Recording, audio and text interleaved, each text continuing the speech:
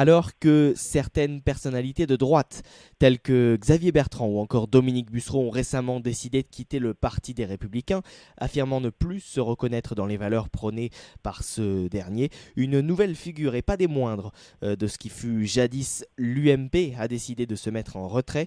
C'est Alain Juppé qui a ainsi fait part de son souhait de prendre du recul vis-à-vis de la formation politique dont il avait contribué à la création en avril 2002 aux côtés de Jacques Chirac.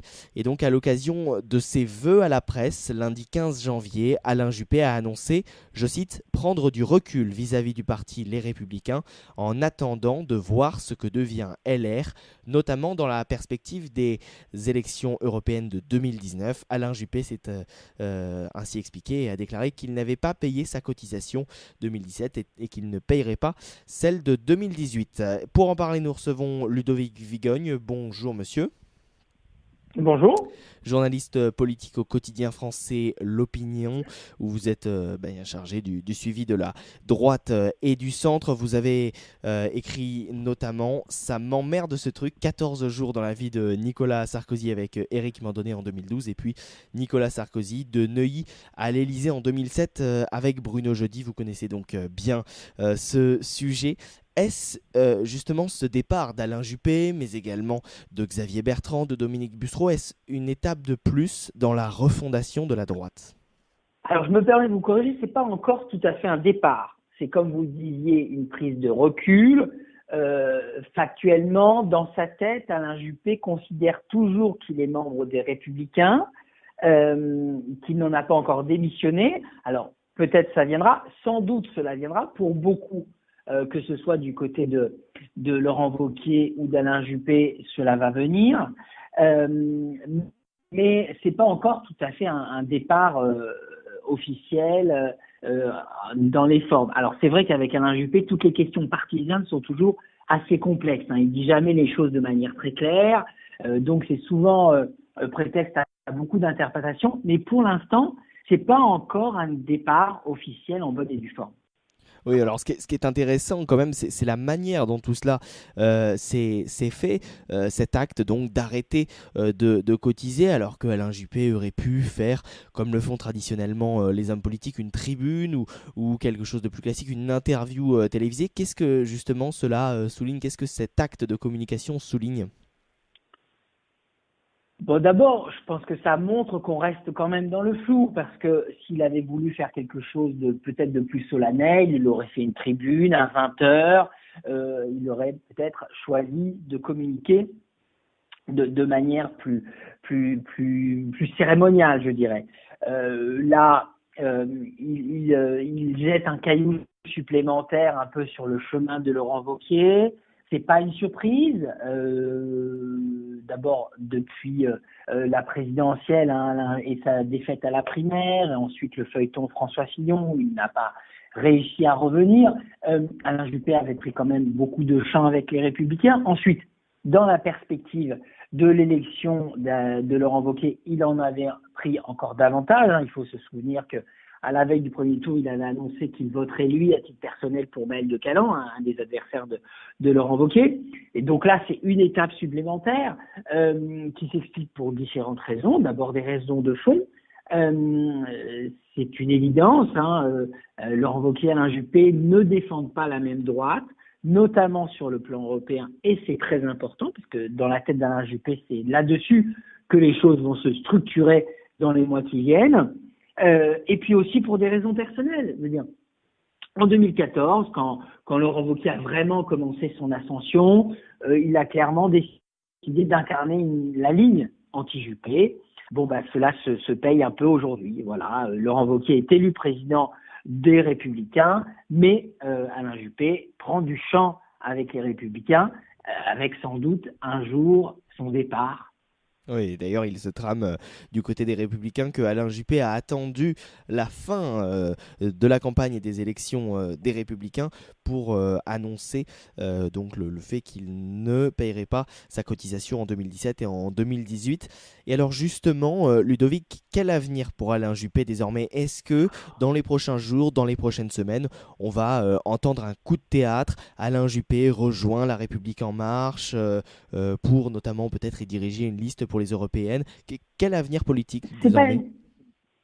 Alors, d'abord, Alain Juppé et parler d'avenir politique, il faut quand même, la biologie a un sens. Je veux dire, Alain Juppé a sa Bien, carrière remplaçons derrière effectivement. lui. Il a plus de 70 ans. La seule perspective qu'il a encore vraiment, c'est d'être élu une 4e fois maire de Bordeaux au municipal de 2020. C'est pas une question de semaine, c'est plutôt une question de mois. Je le disais, le grand rendez-vous, c'est les élections européennes de mai 2019. Ce sera un rendez-vous très important pour tous les acteurs politiques parce que ce sera le premier scrutin du quinquennat. Et donc, selon ceux qui en sortiront gagnants, ceux qui en sortiront affaiblis, les cartes seront forcément rebattues. Donc, pour Laurent Wauquiez, c'est un rendez-vous important parce que ce sera le premier scrutin depuis qu'il est président des Républicains. Pour Alain Juppé, c'est un rendez-vous important. Sur le fond, je le disais, parce que lui défend vraiment une vision très pro-européenne, très proactive sur ce sujet-là, qui est assez éloignée de celle de Laurent Wauquiez, même si ce dernier a mis un peu d'eau dans son vin par rapport à ces dernières années. Il essaye un peu plus de tenir les deux bouts du discours, entre d'un côté le discours eurocritique, partagé par une part des Républicains, et de l'autre, un discours plus européen partagé par une autre part des Républicains. Donc il essaye de tenir un peu les deux côtés du discours. Mais il n'empêche qu'il restera malgré cela beaucoup de différences sur le sujet avec Alain Juppé, qu'Alain Juppé l'avait déjà dit cet automne, il est en adéquation totale avec le discours européen d'Emmanuel Macron, et que donc, effectivement, il n'y aura pas de ralliement d'Alain Juppé à La République En Marche. Il l'a dit, il ne le fera pas. Là-dessus, c'est assez clair. En revanche, il peut y avoir un départ des Républicains et il peut y avoir, au moment des élections européennes, un geste clair d'Alain Juppé vis-à-vis de la liste que soutiendra Emmanuel Macron lors de ce scrutin. Oui, et en face, effectivement, vous l'évoquiez, Laurent Wauquiez dénonce un acharnement du gouvernement contre les classes moyennes. Il était interrogé par le journal du dimanche dernier. Laurent Wauquiez qui était donc tout à fait, qui déclenche les hostilités. Quelle est la stratégie exacte de Laurent Wauquiez près d'un mois après son élection? Souhaite-t-il justement élargir le spectre de la droite en touchant eh bien effectivement d'un côté les électeurs de Maël de Caëlan et les électeurs les plus à droite, ou souhaite-t-il incarner une seule ligne politique à droite? Il a déjà une priorité, c'est de faire réexister l'opposition. On l'a vu, après l'élection d'Emmanuel Macron, la droite a vécu plusieurs séismes, le départ de certaines de ses figures pour rejoindre Emmanuel Macron, une défaite lourde aux élections législatives, et ensuite, troisième temps, le choix d'Emmanuel Macron de largement empiéter sur les terrains de la droite pour gouverner, et on le voit encore ces jours derniers, ce qui fait que sa popularité est assez forte dans les rangs des sympathisants républicains. Donc Laurent Wauquiez veut déjà faire réentendre la droite, redonner un discours à la droite, la faire exister, et cela passe par une opposition, je dirais presque systématique, à Emmanuel Macron. On le voit, vous disiez, en faisant référence à l'interview du journal du dimanche, tout est prétexte à s'opposer à Emmanuel Macron, rien de ce qui ne fait n'est bon, du choix de réduire la circulation à 80 km/h sur les routes secondaires, aux ordonnances sur le travail que pourtant la droite avait soutenu cet automne, en passant par la loi immigration. Voilà, Laurent Wauquiez, il va s'opposer sans nuance. Alors ça va sans doute un peu plus détourner l'électorat de centre-droit des Républicains, ça va sans doute pousser un peu plus celui-ci dans les bois d'Emmanuel Macron, mais le calcul de Laurent Wauquiez est plutôt de récupérer des électeurs qui ont été déçus par Marine Le Pen, qui avait beaucoup misé sur elle dans la perspective de la présidentielle, qui étaient des déçus de la droite, et l'idée de les faire revenir, maintenant que Marine Le Pen a un genou à terre, en tenant un discours sans concession, de droite, très affirmé. Oui, et en même temps, Laurent Wauquiez a tout de même recruté dans sa garde rapprochée, composée d'une quinzaine de personnes, Virginie Calmels, l'adjointe d'Alain Juppé à la mairie de Bordeaux et qui, elle, a pourtant partagé pendant des années des idées tout à fait juppéistes. Oui, c'est vrai, mais elle est un peu noyée dans une direction dont la couleur est quand même très marquée. Guillaume Pelletier, l'autre vice-président des Républicains, incarne une ligne qui est à l'opposé de celle de Virginie Calmès. Et d'ailleurs, celle-ci a très mal pris sa nomination à ses côtés. Oui. C'est quelqu'un qui vient du Front National, qui a des positionnements très antilibéraux, extrêmement euh, qui provoquent et qui vont provoquer sans doute beaucoup de débats au sein des Républicains. Il y a Lydia Guirouche, la porte-parole, il y a Gilles Platré, le maire de Chalon. Tout ça, c'est pas du tout la ligne politique de Virginie Calmès.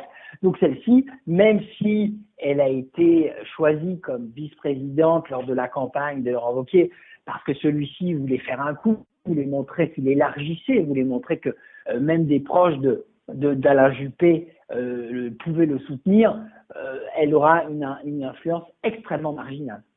Oui, et donc finalement, malgré tout, Laurent Wauquiez reste dans ce discours politique où on cherche à récupérer le maximum de personnes possibles. Ludovic Vigogne, on compare beaucoup Nicolas Sarkozy à Laurent Wauquiez, tant sur le fond que sur la forme. Êtes-vous d'accord avec cette analyse ? Pas tellement. D'abord, sur le plan humain, les deux hommes ne se ressemblent pas vraiment.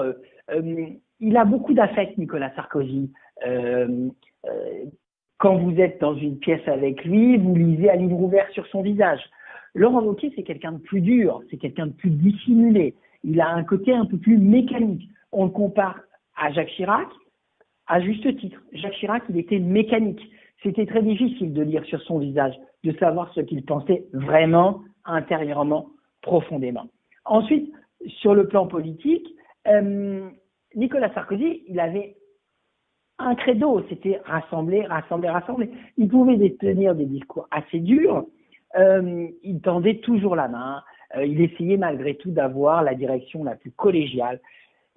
Laurent Wauquiez, il partage moins cela, il n'a pas peur d'aller au clash, même s'il a proposé à Valérie Pécresse de devenir la présidente du Conseil national. Celle-ci a refusé parce que Laurent Wauquiez lui-même n'en avait pas très envie, en fait. Voilà. Donc, c'est pas tout à fait la même chose, et sur le fond et sur la forme. Oui, et autre dossier pour Laurent Wauquiez avant les futures élections européennes, municipales, qui nous mèneront à la présidentielle.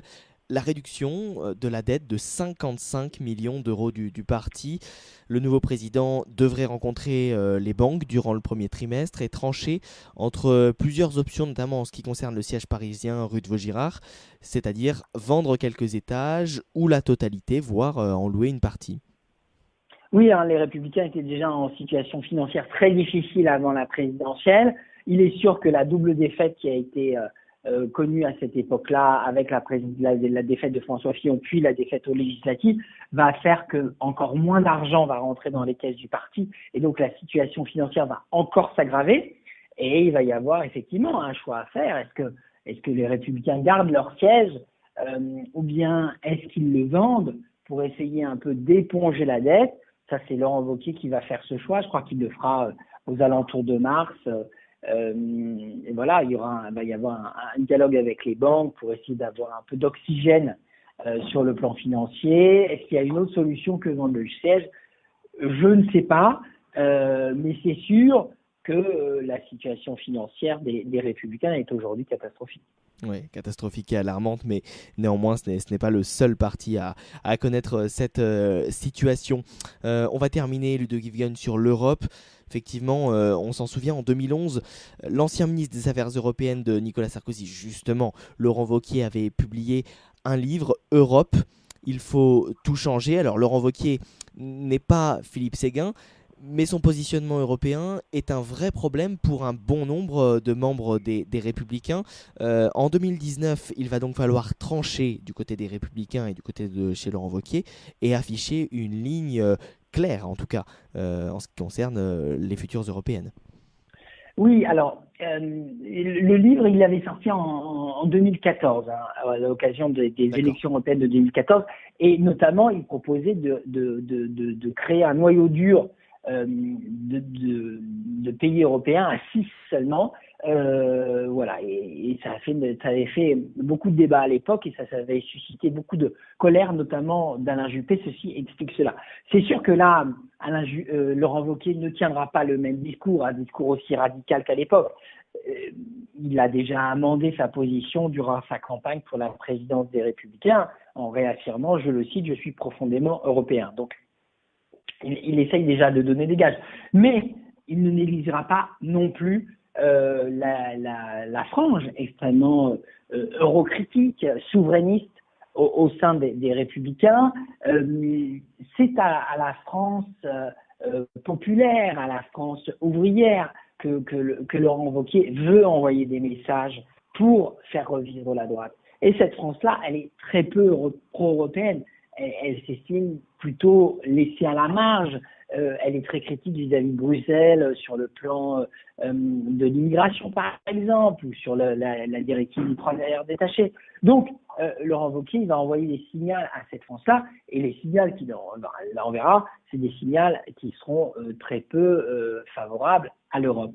Il faut dire aussi qu'Emmanuel Macron, lui, défendra une ligne très pro-européenne, et que donc, dans la logique de ce que je vous ai dit plus tôt, Laurent Wauquiez, qui veut faire réexister la droite, qui veut faire réexister l'opposition, eh ben lui, il prendra l'autre ligne, qui est une ligne beaucoup moins européenne, pour se faire entendre et pour essayer de faire renaître les Républicains. Oui, et dans ce contexte, quel avenir pour le Front National? Là aussi, les choses semblent se corser. Hein. Alors, on verra. Ce qui est sûr, c'est que le Front National, il est en très mauvais état. Il va mettre des années à se remettre de l'échec de Marine Le Pen au second tour de l'élection présidentielle.